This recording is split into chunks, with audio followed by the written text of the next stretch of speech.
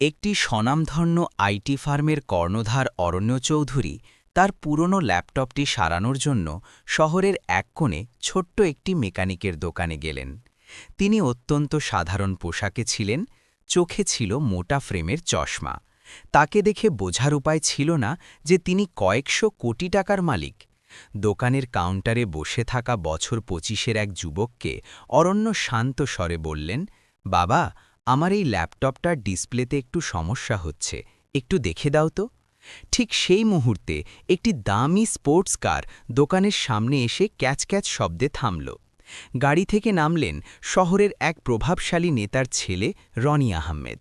তিনি ভেতরে ঢুকেই মেকানিককে ধমক দিয়ে বললেন, এই ঝকড়া, আমার গেমিং পিসিটা আগে ঠিক কর, আমার হাতে সময় কম। মেকানিক ছেলেটি বিনীতভাবে বলল, স্যার, আপনি বসুন, আমি এই কাকুর কাজটা শেষ করেই আপনারটা ধরছি। এ কথা শুনে রনি রাগে ঠেটে পড়লেন। তিনি চিৎকার করে বললেন, তুই জানিস কার সাথে কথা বলছিস? আমি চাইলে কালকে তোর এই দোকান গুড়িয়ে দিতে পারি। আমাকে চিনিস না? জলদি আমার কাজ কর, তারপর অন্য সব ফালতু লোকের কাজ করবি। অরণ্য চৌধুরী চুপচাপ রনির এই আস্ফালন দেখছিলেন। তিনি দেখলেন কিভাবে ক্ষমতার দাপটে একজন সাধারণ খেটে খাওয়া মানুষকে অপমান করা হচ্ছে। অরণ্য চৌধুরী মাঝপথে বললেন, বাবা, আমি আগে এসেছি, নিয়ম অনুযায়ী আমার কাজটাই আগে হওয়ার কথা। আপনার যদি তাড়া খাকে তবে ভদ্রভাবে বলতে পারেন। রনি অরণ্যের দিকে তাচ্ছিল্যের নজরে তাকিয়ে বললেন, এই বুড়ো, বেশি জ্ঞান দিবি না। আমি রনি আহমেদ, এই এলাকা আমার কথায় চলে। তোর মতো সাধারণ লোক আমার জুতো পরিষ্কার করার যোগ্য না। চুপচাপ কোনায় গিয়ে দাঁড়া। মেকানিক ছেলেটি কাঁচুমাচু হয়ে বলল, স্যার, আপনার পিসির মাদারবোর্ড বদলে দিয়েছি, বিল হয়েছে ৭,০০০ টাকা। রনি পিসিটা হাতে নিয়ে বললেন, টাকা আবার কিসের? আমার নাম শুনেছিস না? এই এলাকায় ব্যবসা করবি আর আমার কাছে টাকা চাস? সাহস তো কম না তোর। বেশি ঘ্যান ঘ্যান করলে থানায় ঢুকিয়ে দেব। মেকানিকটি অসহায়ভাবে বলল, স্যার, পার্টসগুলো তো আমাকে কিনে আনতে হয়েছে। আপনি যদি টাকা না দেন তবে আমার বড় লোকসান হয়ে যাবে। রনি পাল্টা ধমক দিয়ে বললেন, তোর লোকসান হলে আমার কি? পরের বার আমার ল্যাপটপটা ঠিক করে রাখবি, ১ পয়সাও দেব না, নইলে খবর আছে তোর। অরণ্য চৌধুরী ল্যাপটপটি হাতে নিয়ে মেকানিককে জিজ্ঞেস করলেন, এই ছেলেটি কি সবসময় এমন করে? মেকানিক দীর্ঘশ্বাস ফেলে বলল, হ্যাঁ কাকা, ও প্রভাবশালী লোকের ছেলে।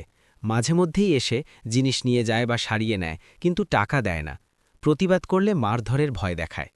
অরণ্য চৌধুরী মেকানিকের কাঁধে হাত রেখে বললেন, চিন্তা করো না বাবা, অন্যায়ের আয়ু বেশি দিন থাকে না। যে ক্ষমতার অপব্যবহার করে তাকে তার যোগ্য শাস্তি পেতেই হবে। আমি এর ব্যবস্থা করব। মেকানিক ভয় পেয়ে বলল, না কাকা, ও খুব বিপজ্জনক। আপনি ওর সাথে লাগতে যাবেন না, তাতে আপনারই বিপদ হতে পারে। অরণ্য চৌধুরী মৃদু হেসে বললেন, আমি কেবল একজন সাধারণ মানুষ নই। আমি এই শহরের আইটি অ্যাসোসিয়েশনের প্রেসিডেন্ট এবং ওই নেতার বড় ব্যবসায়িক অংশীদার। আমি এতদিন এসব জানতাম না, তাই ও বেঁচে গেছে।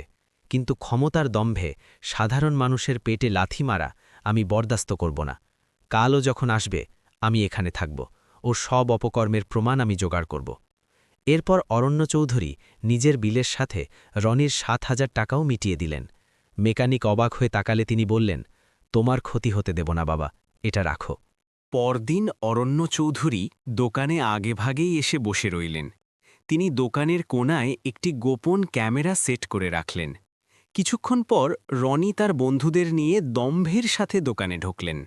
মেকানিককে লক্ষ্য করে বললেন, কিরে, কাল যেটা বলেছিলাম সেটা রেডি তো? জলদি দে। মেকানিক ভয়ে ভয়ে বলল, স্যার, পার্টস আসেনি এখনো। রনি ক্ষেপে গিয়ে মেকানিকের কলার চেপে ধরলেন এবং তাকে একটা চড় মারলেন। আমার সাথে চালাকি? তোকে কালই তো বলেছিলাম কাজ শেষ করে রাখতে। অরণ্য চৌধুরী আর স্থির থাকতে পারলেন না। তিনি এগিয়ে এসে বললেন, ছেড়ে দাও ওকে। তুমি একজন মানুষের গায়ে হাত তোলার অধিকার পাও না। আইন সবার জন্য সমান। রনি এবার অরণ্য চৌধুরীকেও একটা ধাক্কা দিলেন এবং বললেন, তুই আবার এসছিস? কালকের কথা ভুলে গেছিস? আমার সাথে টক্কর দিবি না, নইলে এমন শিক্ষা দেব যে চিরকাল মনে রাখবি। অরণ্য চৌধুরী শান্তভাবে বললেন, তুমি আইনের তোয়াক্কা করো না, তাই না? কিন্তু মনে রেখো, তোমার এই দম্ভ আজই শেষ হতে চলেছে। রনি বন্ধুদের নিয়ে হাসতে হাসতে দোকান থেকে বেরিয়ে গেলেন। অরণ্য চৌধুরী তখন মেকানিককে বললেন, ভিডিও সব রেকর্ড হয়েছে, এবার চলো থানায় যাই। অরণ্য চৌধুরী সরাসরি কমিশনারের কাছে গেলেন এবং ভিডিওটি দেখালেন। ভিডিও দেখে কমিশনার স্তম্ভিত হয়ে গেলেন। তিনি সঙ্গে সঙ্গে রনিকে গ্রেফতারের নির্দেশ দিলেন। অরণ্য চৌধুরী এই ঘটনার কথা রনির বাবাকেও জানালেন এবং স্পষ্ট করে দিলেন যে এমন অনৈতিক কাজ তিনি সমর্থন করেন না। পরদিন স্থানীয় সংবাদপত্রে বড় করে খবরটি ছাপা হল। রনি আহমেদকে গ্রেফতার করা হয়েছে এবং তার বিরুদ্ধে চাঁদাবাজি ও সাধারণ মানুষকে হেমস্থার মামলা দায়ের করা হয়েছে। নেতার ছেলে হয়েও পার পেলেন না তিনি। আদালতে ভিডিওটি দেখার পর বিচারক রনিকে কঠোর সাজা দিলেন এবং মেকানিককে ক্ষতিপূরণ দেওয়ার নির্দেশ দিলেন। আদালত থেকে বের হওয়ার সময় মেকানিকের চোখে ছিল আনন্দের অশ্রু। অরণ্য চৌধুরী তাকে বললেন, মনে রেখো বাবা, অন্যায় যেই করুক না কেন, সত্যের জয় একদিন হবেই। যারা নিজেদের শক্তির অপব্যবহার করে তাদের পতন অনিবার্য। মেকানিক হাসি মুখে অরণ্য চৌধুরীকে কৃতজ্ঞতা জানাল। শহরের সাধারণ মানুষের মনেও একটা স্বস্তি ফিরে এলো যে এখনও সমাজে ন্যায় বিচার বেঁচে আছে। বন্ধুরা, এই কাহিনী থেকে আমরা এটাই শিখলাম যে ক্ষমতা মানুষকে অন্ধ করে দেয়, কিন্তু ন্যায়ের পথে থাকলে সেই অন্ধকারের বিনাশ অবশ্যই ঘটে। অন্যের অধিকার হরণ করে কেউ কখনো বড় হতে পারে না।